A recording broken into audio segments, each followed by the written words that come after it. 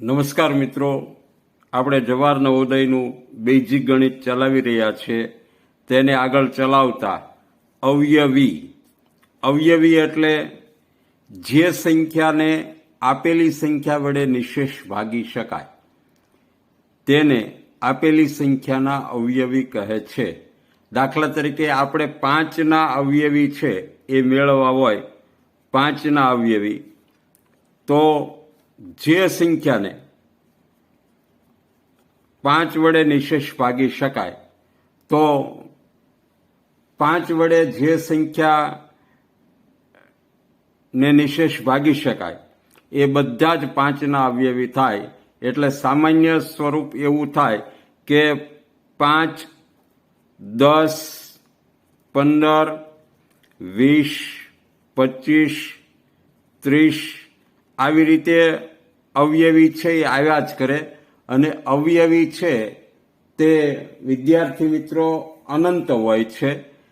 5ના અવયવી છે એને એ જે સંખ્યાને આપેલી સંખ્યા વડે 5, 10, 15, 20, 25, 30 એને આપેલી સંખ્યા વડે નિશેષ ભાગી શકાય તેને આપેલી સંખ્યાના અવયવી કહે છે. આવી રીતે તમે 12ના અવયવી મેળવો તો 12ના અવયવી છે એ 12 થાય, 24 થાય, 36 થાય, 48 થાય, 60 થાય, 72 થાય. આવી રીતે અનંત રીતે એના અવયવો મળ્યા જ રહે. એટલે અવયવી છે એ હંમેશને માટે અવયવ છે ને એ નિશ્ચિત હોય છે, જ્યારે અવયવી છે એ અનંત હોય છે. બીજું તમે માર્કિંગ કરો કે 5ના અવયવી છે એ 5 જેવડા અને 5 કરતાં મોટા હોય છે.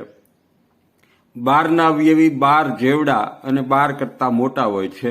અવયવ હંમેશને માટે સંખ્યા જેવડા અને સંખ્યા કરતાં નાના હોય છે. તો અવયવી એ સંખ્યા જેવડા અને સંખ્યા કરતાં મોટા હોય છે. અને અવયવી છે એને આપેલી સંખ્યા વડે નિશેષ ભાગી શકાય છે. જે સંખ્યાના અવયવી હોય તે દરેક અવયવીને આપેલી સંખ્યા વડે નિશેષ ભાગી શકાય છે. હવે તમે 8ના અવયવી લ્યો તો 8ના અવયવી છે એ 8 થશે, 16 થશે, 24 થશે, 32 થશે, 40 થશે, 48 થશે. આવી રીતે અનંત સુધી આના અવયવી મેળા જ કરે. અવયવી છે એ અસંખ્ય હોય છે, અનંત હોય છે, અમાપ હોય છે. તેનું કોઈ અંત હોતો જ નથી. જેમ પ્રાકૃતિક સંખ્યાઓ અનંત છે એવી રીતે અવયવી પણ અનંત હોય છે. તમે 9ના અવયવી, તો 9ના અવયવી છે એ 9ના અવયવી 9, 18, 27, 36, 45, 54 આવી રીતે અસંખ્ય હોય છે. દરેક અવયવી 9ના અવયવી જેટલા હોય એ દરેક અવયવીને ટૂંકમાં તમારે ઘડિયા છે એ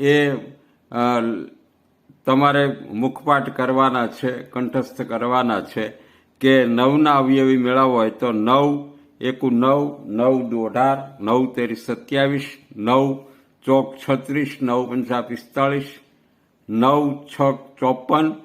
એટલે અવયવી છે એમાં ખાસ 2-3 બાબતો યાદ રાખવાની હોય છે. ગણિતમાં સૌથી સરળમાં સરળ જો કોઈ ટોપિક હોય તો તે અવયવી છે. એટલે આમાં કાંઈ મારે તમને જાજુ કહેવાનું રહે નહીં. મિત્રો, અવયવી છે એ હજી આપણે 15ના અવયવી મેળવીએ તો 15ના અવયવી છે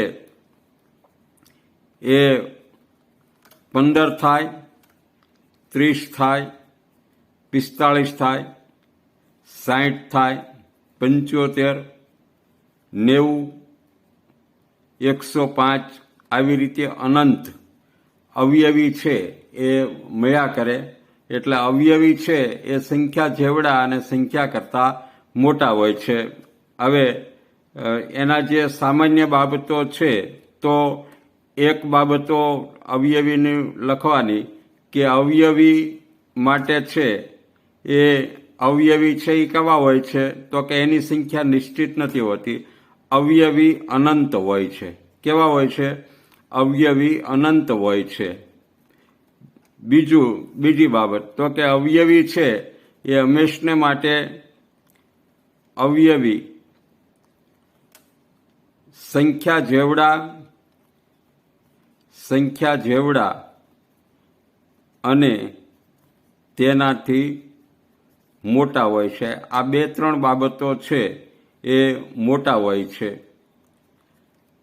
ત્રીજી બાબત તો કે દરેક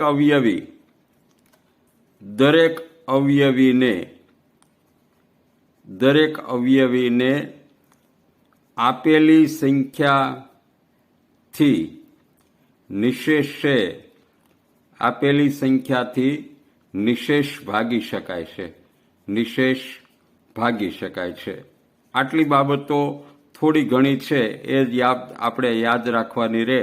એટલે આપણે જ્યારે 2 સંખ્યાઓના સામાન્ય અવયવી મેળવવાના થાય અને પછી તેનો નાનામાં નાનો અવયવી મેળવવાનો થાય, અવયવી આવડતા હોય તો તમને સરળતાથી લસાઅ લઘુત્તમ સામાન્ય અવયવી છે એ આવડશે. એટલે મિત્રો, અવયવી કોઈ અઘરી બાબત નથી.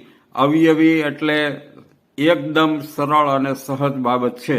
એની આ 2-3 બાબત યાદ રાખવાની હોય છે કે અવયવની સંખ્યા નિશ્ચિત હોય છે તો અવયવી છે એ અનંત હોય છે.